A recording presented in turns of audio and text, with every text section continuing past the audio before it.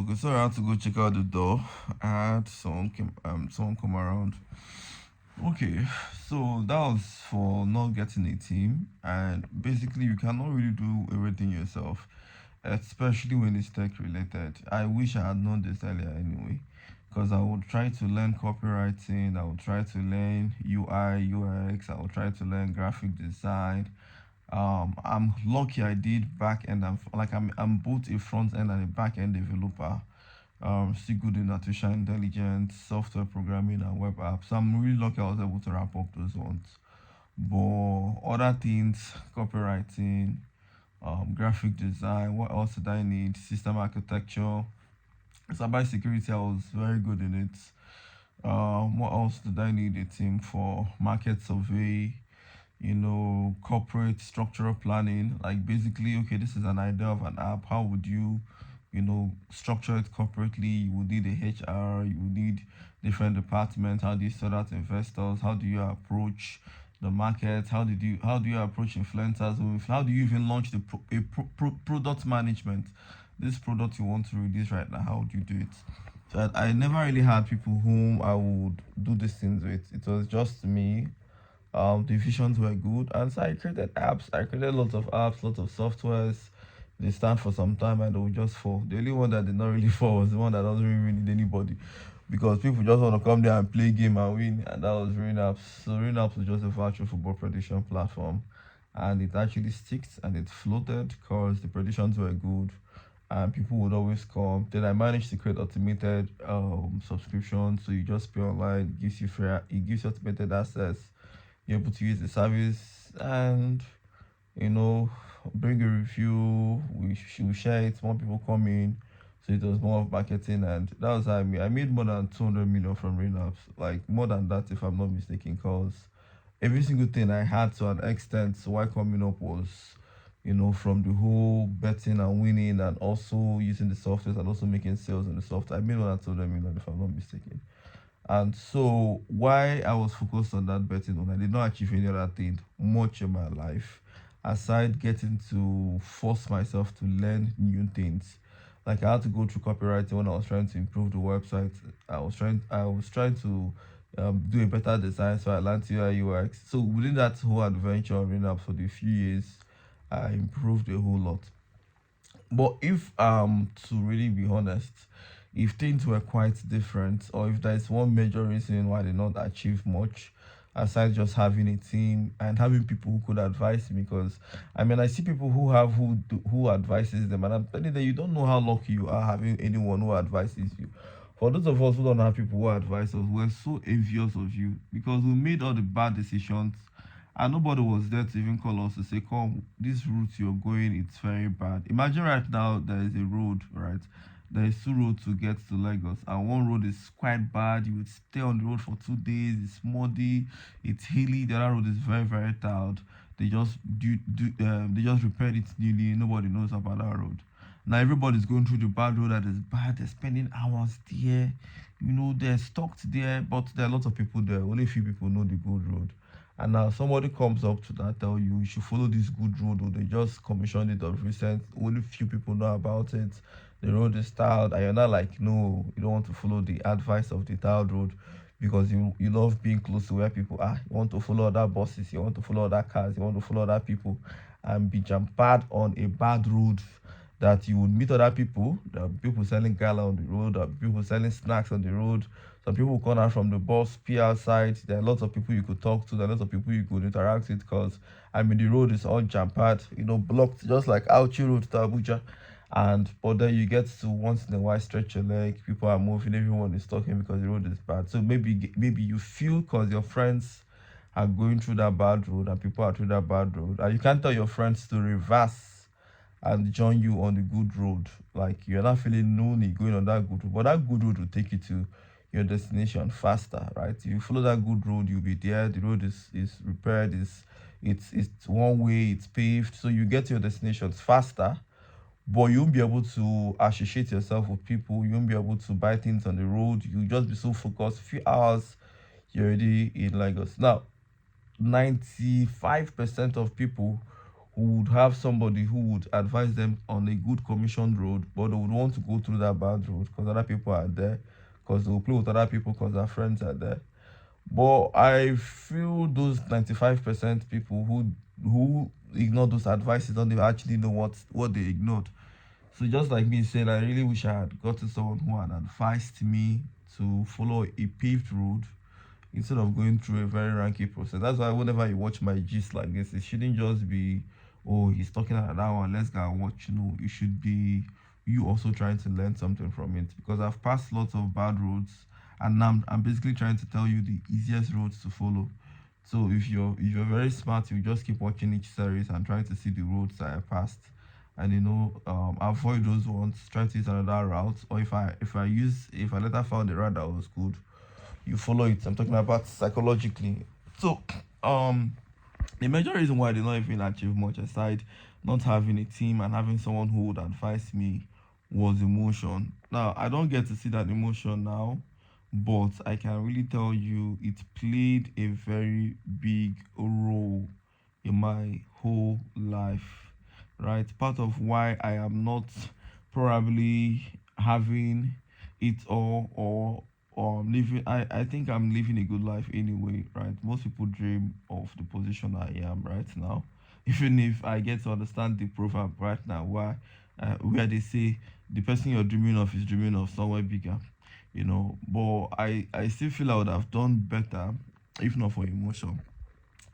So like I said last year, I broke down and I went for a book spree. I abandoned business for so long, and I was really really curious. I couldn't achieve a whole lot. I would keep looking at the past, and I had something I could call a mess of a life in a way, because my emotions were all over the place. I find myself shouting, talking, replying. I found so much pain around me, and I basically could not figure out what to do. And Nigeria is a very bad place because you don't even have people who understand mental health. I mean, every single person here has their own problem, and nobody really cares. The only time anybody wants to look at you is when they want to, gist with you or gist about what you have. So even telling people your problem is a problem, because you fall out to them, and then they easy to mock you. That's if they even pay attention to whatever you're saying. Like everybody has a personal race. So in reality, real life, nobody really cares. It's not even about Nigeria. Nobody really cares. Everybody has their own personal race. Then I started getting to discover, how I could work on my emotion. So that's why anytime you see me make a video, you will hear me say emotion is the enemy. I'm telling you this because emotion was part of why I did not go places where I should, part of why I made mistakes I shouldn't have, did things I'm not proud of, and part of what might be holding me down currently. So I started getting to like understand emotions, started reading books on emotion, especially when I was in Ibadan. And even early this year, I made vows that I would chase my dreams and use more of my logic, like more of my brain to, make decisions instead of using my, what is it called again? My emotion or my feelings. So at this process of trying to say, okay, fine, I want to be using just my logic, I started getting to understand that even the logic you think, like I started making lots of research, and I discovered that history has always found out that people who think they're using their logic to make decisions and not emotion are actually very funny, because they boil down to still use their emotion. And I'm not like, okay, because most times I will be angry with someone and I'll be like, I'm not gonna call you, I'm gonna be all non-emotional, like I won't let emotion to be part of whatever I'm going to say.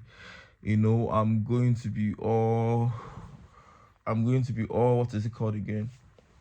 I'm going to be all hardened. I won't let emotion come in and all that. But later on, I still see myself again, like logically now, right? I'm not telling myself, okay, don't use emotion to call this person, but you're being emotional. If you're not being emotional, why would your ego tell you not to call this person? You feel like checking up on this person, right? That means maybe checking up on this person is good. So why is your emotion telling you not to? This is ego, this is pride. Take out pride, take out emotion, call this person. Stop letting your emotion, stop letting your pride control you. And that is what my logic tells me. So I call the person, and then my logic comes back to tell me, do you know you just called this person out of emotion? Like you were feeling oh, you need to call this person. Why did the person come into your mind? Logic. So why did you call the person? You feel it was right calling the person. So what are the economic benefits of calling this person? And then I'll be like, okay, the person is my friend. I want to check up. I want to check if the person is nice. If the person is okay. I mean, is it that bad? Now, oh, you're not having compassion for this person, so you shouldn't have called. So, but if I don't call, it's be as if I'm proud, I'm pride, I'm having ego, and then I'm not being battered to see that even the logic I think I'm calculating with, has two sides. That's one side I shouldn't have called. Calling was emotional. Getting to like reach out to this person was out of compassion. You should be hardened. You should be emotionless. You should be without emotion. And then I don't get to call. I'm not like, oh, it's your ego, it's your pride. So one day I sat and I said, I beg, I will carry do this thing. We see, I go feel they live life where I go live very happy and fulfilled. And then I now sat down again and I said the word happy and fulfilled. And then I came back again to say, what is even emotion?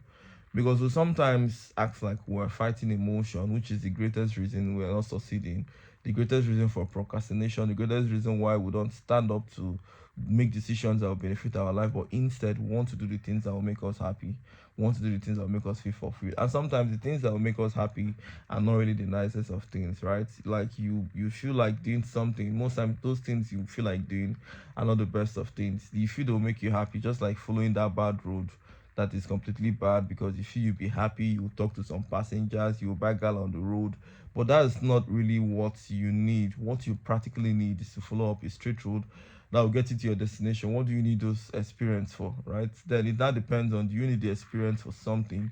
Are you supposed to make any economic value? Because most times I get to tell myself it has to be on economic value. So I'm going to make economic value from using that bad road. Would you sell something? Would you meet people that would inspire your life? Or would you just be better off on the fast route?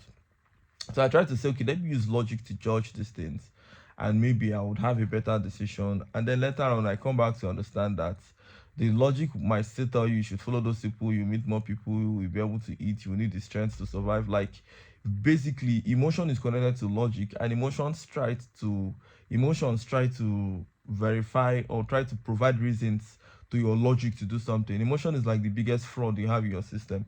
It knows how to write bill, how to write statement, how to write what is it called again? An excuse, a budget for something. Emotion will tell you how, right now you need to follow that road that is bad. I mean, where are you heading to? There is no hurry in life. You should just take one step at a time.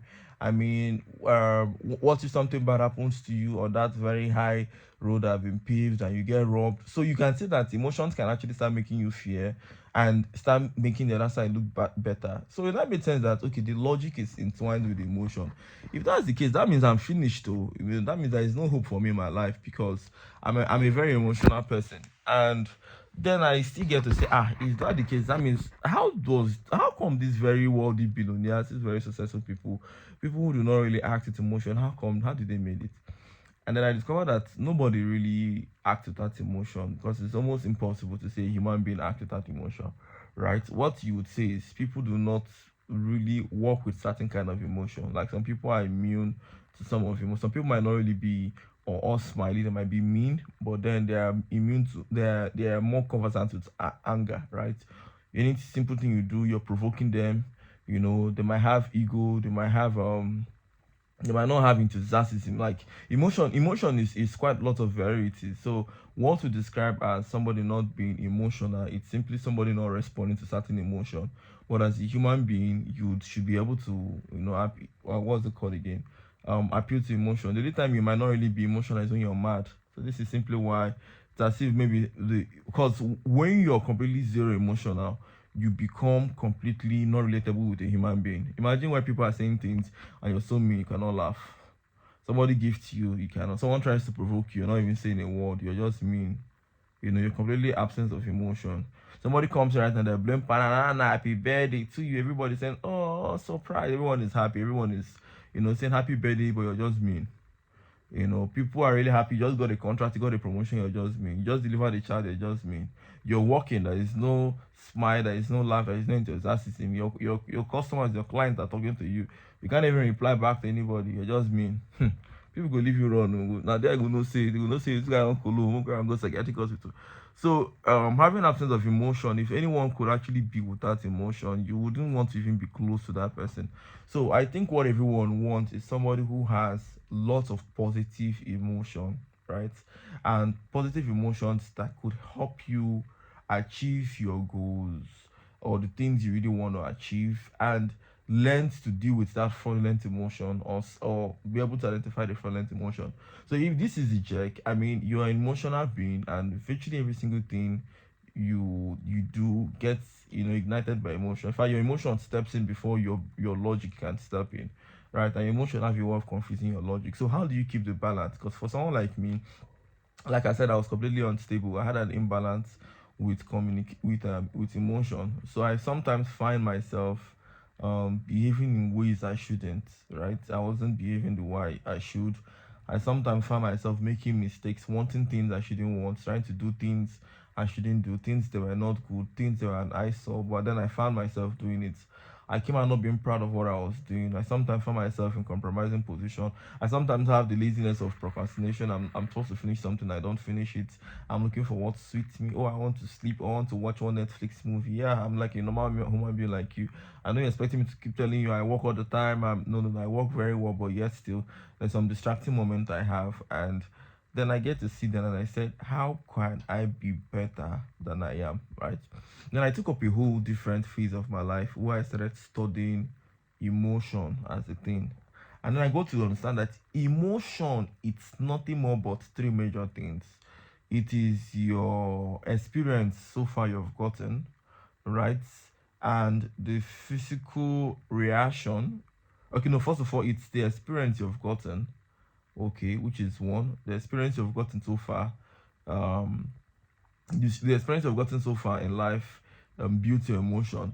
Two, it is the psychology you have been indoctrinated with or learned, right? So one, you experience, then the things you have learned from the experience. Because like if you keep experiencing something, then the lesson you learn from that thing is what makes your emotion. And then the third one is your reaction, right? So it will not make sense till I break it down for you. And I just figured out this one self this morning, not too long, because I'm still on the quest of getting to master my emotion. I used to always feel I need to be emotionless, I need to be all emotion. Like I just told you why it's not possible. You basically live a life where if you ever become emotional, you would feel so bad. So that's why some people when they sustain being unemotional, like your wife delivered, you're not happy. You just got a promotion, you're not, not like you're not happy, you're indifferent. You got a promotion, you're indifferent. Business is coming, you're indifferent. Someone just celebrated a birthday, you're indifferent. Someone just like there's lots of good things happening with you, you're indifferent. People will start thinking you have psychotic problems, or you're a winch in African stone or wizard, and they start avoiding you. And then when people try to step on your boundaries, because people are very good at taking things for granted, so they would want to come out and upset you. Now they know you don't get angry, right? So they will tell you all the meanest thing, make fun of you. I mean, you don't get upset. That's good. Then you become a caricature. They'll keep on insulting. Fine. I mean, that's good. I think I would even want to be immune to abuses. So I watch you insult me until you get tired. I know it doesn't work. You move on. Okay, fine. That's good. But then it robs you of the positive energy. So how do you get to be emotional, where you only get emotional the right way, and you moderate the second way? Then I now looked at the chain again, not too long. I discovered that since experience and what you've learned is the key factor of emotion, it's like one to three. The last one is your response. I feel that if I can change my experience and if I can change the way I think, I'll be able to fix my emotion for life.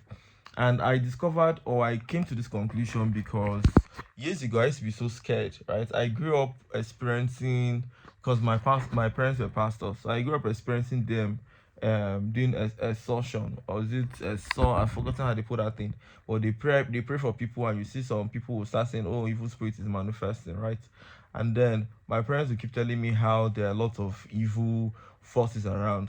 Now I get to watch movies, and on these movies I'm experiencing fear. You watch movies like Karishika, movies like End of the Wicked, Babi Bobo. You're now watching scary movies where you see people turn into pussycats, turn into different things. You see children, they will give them food in the school, and they eat those food, and then you see them start getting initiated, they start flying in the dream.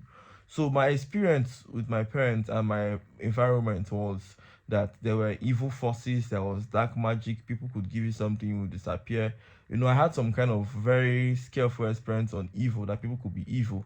And then we got scared of old women. Like I remember I don't talk to old women because I was really very scared of old women, that they could turn me to yam or turn me to something. And so I did not and so I did not really or should I just say I was really kind of very scared. And now, these were the lessons that I learned from my experience, because my parents would always tell me how you should be prayerful, pray at night before you sleep, pray in the morning before you wake up, and these were dark forces. Now we also made these things worse by watching Nigerian movies, and so while growing up, I had experience from my environment and lessons learned that they're evil people. So someone would tell me right now that they can even tie my destiny, and I'll be scared. Like, I can remember back then when people would send us a ribbon. They will carry like red material, tie it on a stick or chicken and throw it and tell you they've done you charm, and you be praying morning, afternoon, night. Like, you see people wake up in the morning and tell you how the enemy is affecting their business and how evil forces are affecting them and everything. So somehow those things got to me, right? So if I see a native doctor right now, I feel they run. Then, oh, right, I would run because we're all scared a native doctor could turn us to Gova. So I was really, really just scared. And with the lessons I learned, I was living, or I had this fear. Now, the way emotion works, it works whenever you approach something. It's more like, if I see a lion right now, I would run, right? I would run because everybody knows, we have watched Najo Geography. We have seen where lion tears animals into two. We've been to the zoo where they put animals in cage, and we're being told if this animal comes up, it's going to chop everybody. So somehow we've experienced what it feels like to be in front of a lion, and we're being told, given lessons, that this lion could be very deadly and it could do some other thing. Now, this will not simply store a particular thing on our logic that lion is dangerous, lion can tear us into two. Now, with the experience of what we've seen lions do, it gets stuck. Now, if I get to see a lion tomorrow on the road, the moment I see that lion, I will quickly remember every single thing the lion could do to me, which is tear me apart. I'll remember all the lessons I've learned about the lion. And now, immediately, this is where the last one comes in. Response, behavioral response. The heart will start beating because the logic controls the body. The heart will start beating. I'll start sweating. I will start. Adrenaline will pop in immediately, and I'll start trying to run away from the lion. Now I'm running away from the lion because I'm scared of the lion. So my heart is beating. I'm running from the lion with fear, because now, where is this emotion of fear coming in? The emotion of fear is coming in from the emotion of survival. I've been taught that whenever I see a lion, I should run, I should hide, else it will eat me and I will die. And I've seen lots of media, and I've learned a lot of lessons, and I've had a lot of experience seeing lions tear things into two. Now you get to see that I'm running away from lion, right? Now, if you still change my whole experience, right now, the whole experience I've been through at my lesson, let's assume I'm staying with a sheikh, one very wealthy Dubai prince. He has a lion, a tiger, he has all the dangerous animals, he has a private zoo in the house. And this guy practically, has his lion coming to the sitting room. Like, you see all those Dubai prints, they'll have their tiger sitting in the parlor. And now let's assume I've never had any experience before in my whole life about lion or tiger. Like, I grew up, he's my father, and let's just assume he's my dad, and he's been telling me lions are really very nice. And so now I'm the one feeding the lion. I've been giving the lion goods for like ever since I was born. We have like six lions, an assumption, and I'm always feeding these lions. And now you get to see that while growing up, I would notice that every single person is scared of the lion. But me, myself, for whatever reasons, I've learned how to talk and communicate with this lion. And as time goes on, I will start getting to feel that lions are like human beings. They just need you to get them fed well. You can play with them. They could be very rough while playing, but they're very nice animals. Now, if I ever see a lion outside, I won't be as scared as I would with somebody who have been conditioned to believe that lions will just tear them apart, that lions are bad. I would somehow feel like, oh, this lion is backing, this lion is roaring. I wish I could actually control the lion. Now, I might go for safety because I've actually seen what my lion did to other people. But it won't be me, my heart beating fast and me running. I won't be scared, if I had a different experience like Coming up, seeing lion eat people, I would run if that was the experience I had. But since the experience I had was my dad has six lion, we feed lion, the whole thing is different, right? Now you get to see that the way I have had experiences and the lessons I learned from those, or while having those experiences, it's now making me get to look at a lion with a second thought. It's the same thing as people who never had a dog, who never had a dog in their whole life, and people who have been having series of dogs. Now, people who always have dogs or who train dogs, if they see other dogs, they do not really run. They will tell you don't run. They have not seen this dog before, but they're telling you don't run. You will make this dog feel a threat, calm down, talk well, and you're wondering how someone is telling you to talk well in front of you. Does dog hear English? You just want to run because you have not had any experience and lessons. So I now got to understand that your emotions are only controlled with your lessons, the lessons you have learned, and the experience you have had. Right. So this is simply why people who have not experienced anything. Okay, let's go back to the winch on first before I come back to people who have not experienced. So while growing up, I was, scared of those witch and the rest. I can remember when somebody once told me then he would take me to juju. After 7 days, he will make me, I will swell up and I will get fat and I will die. We had this little stuff in betting, like he was betting with me and we're giving predictions. Our betting was going very well. Before I know, man, it's normal. Like all the predictions the software was giving started failing. Now, whenever something like this happens, I'm usually 10 stop more than anybody. My heart to be beat. I'm all my customers, all my clients, hey, because everybody's losing their money. Hey, they go roast me today. So there I was already in so much of a panic, and somebody was not telling me how I made him lose so much money. Does his house rent now? Point of correction: he's been winning consistently, but that day was so worried, and I don't know why. He said I made a contract. Was I think that was which company was that? That was Bet Niger. He said I had a dealing with Bet Niger that I would be giving people short games, and later I will start giving them bad games so they lose everything. I mean, how on earth can that even happen? Is that even possible? Like, how would somebody even think of something like that? But then he thought about it and told me he's going to take me to Juju. He's going to make me also up and die. I'm making people lose. I have a contract that I signed something with the betting companies. And, people are very good in conspiracy theory. Maybe they have seen people who do that. Maybe that's their experience. And maybe that's how they feel everyone does it. But I don't know. And he now sent me a video. On this video, he had this cow horn, right? I think that video was a prank or something, but it really got to me then. And then they tied this red material to the cow horn, and this place looked like a shrine. I can see some calabash, and this guy was swearing for me that if I don't send him all the money, both the one he subscribed and the one he lost, I'm going to swell up after 7 days and die. Jesus, man, I was so scared to my bone marrows. I had watched lots of movies when people go to those kind of places with red ribbon. The native author will now look into one calabash and say rubbish. Like that was basically a shrine that the guy was calling me from. How I was so scared I won't die. I was trying to make peace with this guy. I was so scared to my marrow. I had to refund the money. I had to give him every single thing. I think at the point he started even blackmailing me. Then I think where he went out of character was when he said he has a shrine and he does juju for people, and then he would turn my life around. Like I would be everything would go for bad. Like despite refunding him his money, despite giving him both one he subscribed with, like he was not beginning to now extort me.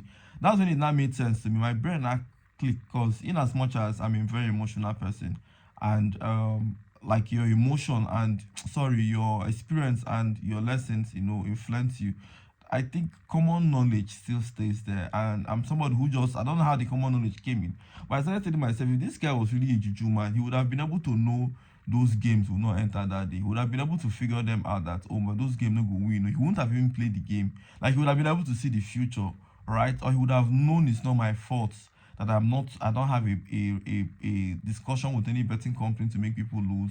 He would have just known that something was probably wrong. Maybe their algorithms changed. Like he wouldn't have been pounding it on me. And then I now thought again, okay, if he's really a juju man, how come he's not using the juju to make millions? The way we watch a Nigerian movie where juju will now start making money. Why is he not coming to play virtual football when I mean he has juju and everything? And then I stopped getting scared, but then he would still get to me, and then he has some useless incantations. So one day I think that was when he told me, I forgot what I posted then. He now told me that I need to appease the gods. The gods is angry. That I've also made some people lose. That I need to buy. That he needs to sanctify me. That the amount of curses people have placed on me. Now who they call me now?